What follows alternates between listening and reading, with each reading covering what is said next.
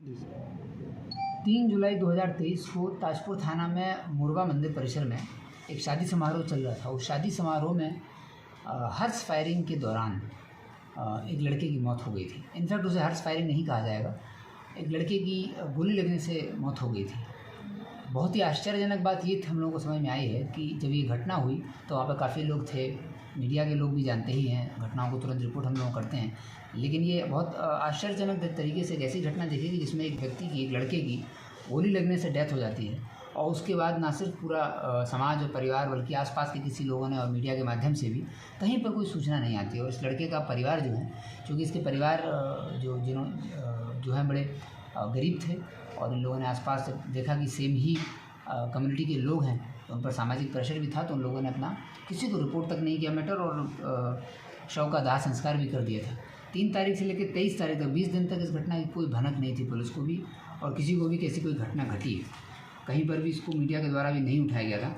लेकिन हम लोग एक अन्य केस का उद्भेदन करने के प्रयास में कुछ अपराधियों के पीछे हम लोग लगे हुए थे। उसमें जब कुछ अपराधी के बारे में हम लोगों को पता चला तो जब उनका टेक्निकल एनालिसिस हुआ तो देखा गया कि वो इस मंदिर परिसर में शादी समारोह जो 3 तारीख को था वहाँ गए हुए थे।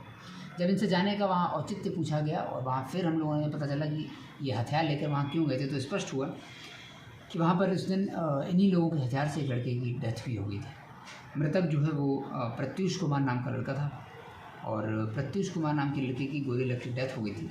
तो इस घटना में हम लोगों ने घटना का उद्भेदन नहीं, पहले तो घटना का ही पता लगाया, जो कि किसी ने नहीं बताया था। घटना का पता लगा और फिर घटना का उद्भेदन भी किया गया है। 2 अपराधियों को इसमें गिरफ्तार किया गया है। पीयूष चौधरी इसमें एक अपराधी है जिसके पास और साथ ही छोटू सम्राट, कृष्ण कुमार उर्फ छोटू सम्राट, ये दोनों कुबोली राम गांव के रहने वाले हैं।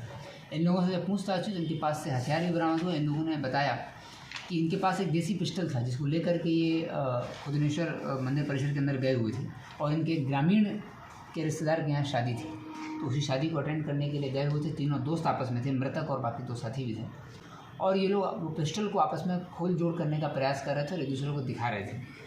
उसी क्रम में जब पिस्टल पीयूष चौधरी के पास थी तो पीयूष चौधरी ने उसको दे दिया था छोटू सम्राट को। छोटू सम्राट ने जब उसको लॉक अनलॉक किया उस क्रम में, जो ये लोग इतने ट्रेंड तो होते नहीं हैं, तो वो पिस्टल जो है फायर हो गई और सीधे पीयूष चौधरी के प्रत्युष कुमार के पेट में लगी, जिससे प्रत्युष कुमार की डेथ हो गई। इनके शव का दाह संस्कार भी परिवार ने कर दिया था।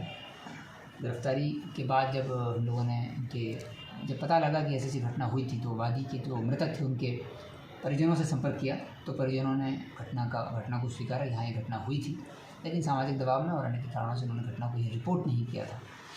फिर FIR दर्ज कर ली गई है परिजनों के बयान पर ही और इन दोनों लड़कों से पूछताछ, दोनों लड़कों ने अपनी संलिप्तता भी स्वीकार की है। इनका उद्देश्य मारने का नहीं था, लेकिन ये पिस्टल को कैरी कर रहे थे और खोल जोड़ रहे थे, उसी में चूक से गोली लग गई थी। तो दोनों को गिरफ्तार कर लिया गया और जेल भेजा जा रहा है। इनके जिस पिस्टल से घटना हुई थी वो पिस्टल बरामद है और 7.65 mm के 8 जिंदा कारतूस और 3 मोबाइल से बरामद हुए हैं। इस घटना के खुलासे में SHO ताजपुर और SHO बंगरा ने सराहनीय कार्य किया है।